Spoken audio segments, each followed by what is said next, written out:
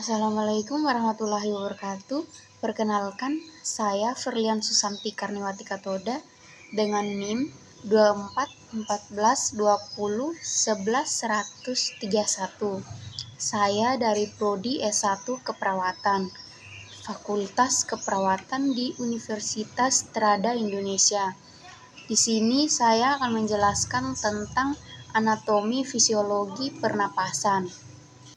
Jadi di sini ada sistem pernapasan terdiri dari organ-organ yang berfungsi untuk pertukaran gas. Oksigen dan karbon dioksida dibagi menjadi dua bagian utama.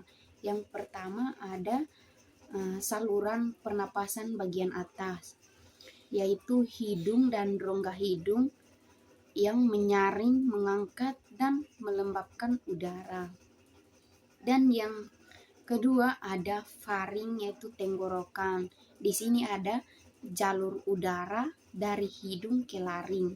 Dan yang ketiga ada laring, yaitu kotak suara yang terdiri dari mengatur udara dan menghasilkan suara. Untuk selanjutnya ada saluran pernapasan bagian bawah. Dan di sini ada trakea, yaitu batang tenggorokan, saluran udara menuju paru-paru. Dan yang kedua ada saluran pernapasan bagian bawah, yaitu trakea, batang tenggorokan. Di sini ada saluran menuju paru-paru. Dan yang kedua ada bronkus dan bronkiolus, yaitu cabang trakea yang membawa udara ke paru-paru. Yang ketiga ada alveolus, yaitu gelembung paru. Di sini ada tempat pertukaran gas antara udara dan darah. Dan yang ketiga ada paru-paru, yaitu organ utama yang berisi jutaan alveolus. Dan yang terakhir ada diafragma dan otot antara tulang rusuk, yaitu intrakostal. Dan di sini ada berperan penting dalam proses inspirasi dan ekspirasi. Selanjutnya ada fisiologi sistem pernapasan, yaitu fungsi utama sistem pernapasan adalah pertukaran gas. Dan di sini ada dua bagian, yaitu oksigen O2 masuk ke dalam darah, dan yang kedua karbon dioksida CO2 dikeluarkan dari tubuh.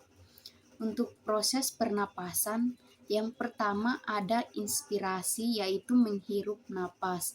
Di sini ada diafragma berkontraksi, yaitu paru-paru mengembang, udara masuk ke alveolus. Dan yang kedua ada pertukaran gas di alveolus, yaitu ada dua bagian. Yang pertama, O2 berdifusi dari alveolus ke kapiler darah. Dan yang kedua ada CO2 berdifusi dari darah ke alveolus untuk dikeluarkan. Dan yang ketiga ada ekspirasi, yaitu menghembuskan nafas.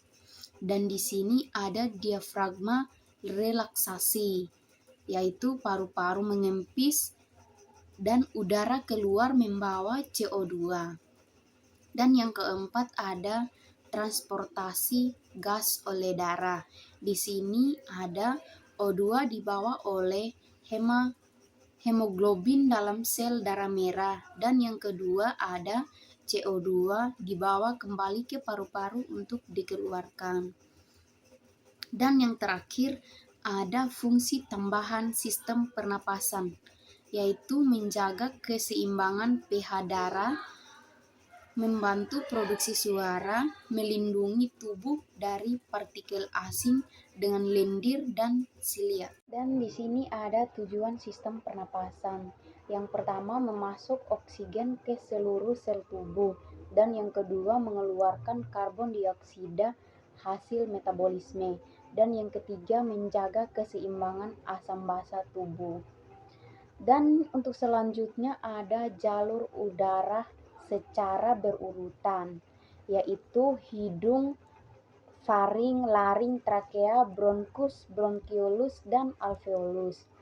Dan yang ketiga ada volume pernapasan normal. Dan di sini ada rata-rata orang dewasa 500 ml udara pernapasan. yaitu volume tidal. Terakhir ada pusat pengaturan pernapasan, yaitu terletak di medulla oblongata dan pons, yaitu bagian otak belakang. Terima kasih. Wassalamualaikum warahmatullahi wabarakatuh.